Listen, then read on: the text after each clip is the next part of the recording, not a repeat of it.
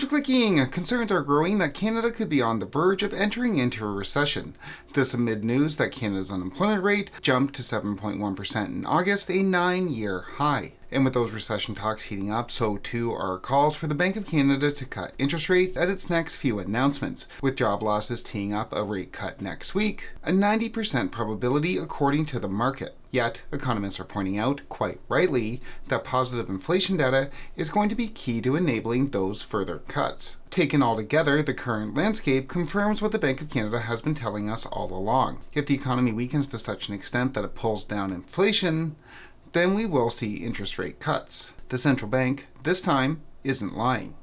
It's the least I could do. So what I want to do today is go over Canada's worsening economic position, putting it into historical context, take a look at the growing calls for the Bank of Canada to cut rates, and then discuss the outlook moving forward. We do have a great big week ahead of us next week, with the CRA set to release Canada's national real estate data on Monday, Stats Canada set to release Canada's inflation data on Tuesday, and the Bank of Canada's policy announcement and press conference held thereafter set for Wednesday. We will obviously have updates out on all three on this channel. Make sure you click like and subscribe if you want to get those updates, but for now, let's get into the economy.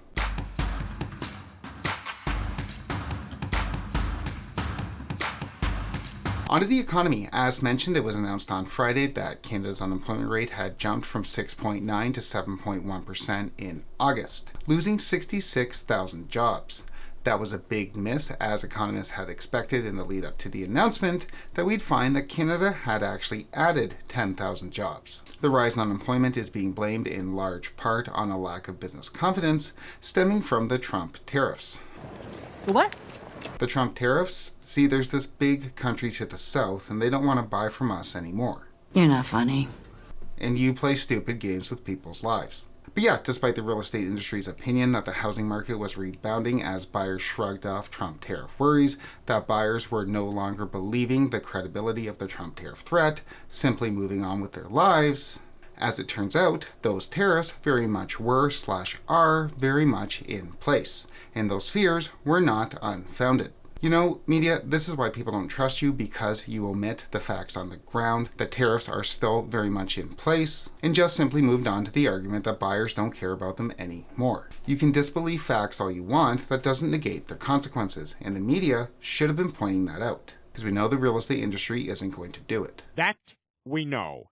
Regardless, the real effects of the tariffs, the United States not wanting our stuff anymore, is obviously starting to show up in the data, with heavy auto cities showing the biggest rates of unemployment, a problem that is likely to continue. Further, we've also seen a marked decline in the labor participation rate, meaning that some Canadians have just given up looking for work, and we don't count those in the unemployment rate. If we did, says David Rosenberg, the unemployment rate would have been closer to 7.2. And while we do continue to hear of continual productive calls between Prime Minister Carney and President Trump, we've been hearing that for half a year. And the Prime Minister is announcing billions in tariff relief measures. As such, it's not out of the realm of possibility that these tariff problems are not going away anytime soon. Further, while on the topic of Canada's economic weakness, the United States economy isn't performing all that well either, which, even if we take out all of those tariff problems, even if we just pretend that the tariffs don't exist, then traditionally, over the past I don't know how many decades, a weak US economy isn't all that great for Canada's unemployment rate either. Take a look at this chart. The gray parts represent US recessions, and in every single one of the past 10 US recessions, Canada has seen a substantial increase in unemployment. Add on these tariff issues, add on the mortgage renewal wave, rarely talked about but omnipresent, where we're seeing more and more money get sucked out of the economy every month, Canada obviously has a real economic problem. And these problems, including the putrid unemployment read that we got last month, will be putting major pressure on the Bank of Canada to deliver at least a 25 basis point rate cut at its announcement next week. CIBC says we should expect a cut next week and another one in Q4. TD also says 2 cuts are coming before the end of the year. And Scotiabank says that the worsening employment data will no doubt help push the Bank of Canada into a more dovish policy stance. And this time, there's actually historical evidence to back up the predictions being made by the banks. They were trying something new. The last time unemployment was this high, save for COVID, interest rates were already at near zero. And the last time before that was the global financial crisis, where interest rates were headed that way and headed that way quickly. So yeah, as we've discussed, since these tariff problems started to emerge back in November, the weakening of the economy can and probably will induce the Bank of Canada to cut rates, though it will be, at least for now, constrained by inflationary pressures. And on the inflation portion part of the equation, we do have kind of a mixed bag.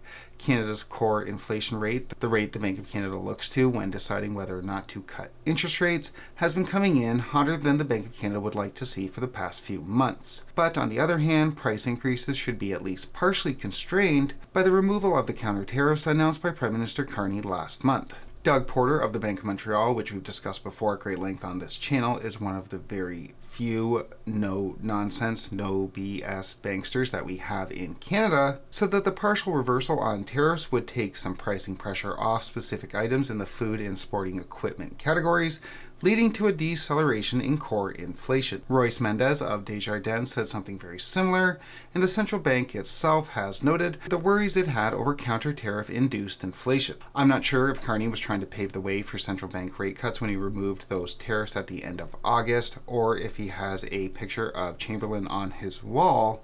I love basketball. I'm not going to try to get into Carney's mind, but I'm sure he very well understood that the removal of those counter tariffs would indeed help the Bank of Canada were it to want to cut. And we can see that in the central bank's most recently released summary of deliberations, where the bank noted that more support would be needed if we saw further slack in the labor market, which we are, which would be augmented if upside inflation risk didn't materialize. And we've been talking about this on this channel for the past few months, that the Bank of Canada isn't going to be cutting rates unless we get the weak economy. Well, the weak economy does appear to be here, with very little to no end in sight, and with the removal of these counter tariffs, we may also be getting that weaker than expected inflation. As such, if the economy continues to weaken enough to subdue those price increases, we could very well see a few cuts coming from the central bank over the next 3 or 4 months. And who knows what happens after that. Hell, I'll explain it to you. But how many cuts we do see after that does remain to be seen. It's going to very much depend on how the economy fares. We have a weakening U.S. economy coming out of down south, which usually in and of itself is enough to cause major problems up here. Add into that, we have the tariffs still in place down south, and we have a mortgage renewal wave that's sucking more and more money out of the economy, which was going to be a problem regardless of who was president. Not to mention a real estate sector that is stalling at best. So you want to buy a house? As such, if these unemployment numbers keep up, especially if they're enough to subdue price increases, expect to see further cuts coming from the central bank as this goes on. With that said, we'll obviously have more information out next week when Canada does get its inflation read on Tuesday and the Bank of Canada makes that announcement on Wednesday. And we'll obviously have updates out on both on this channel. Make sure you click like and subscribe if you want to get those updates. But for now, thanks so much for watching.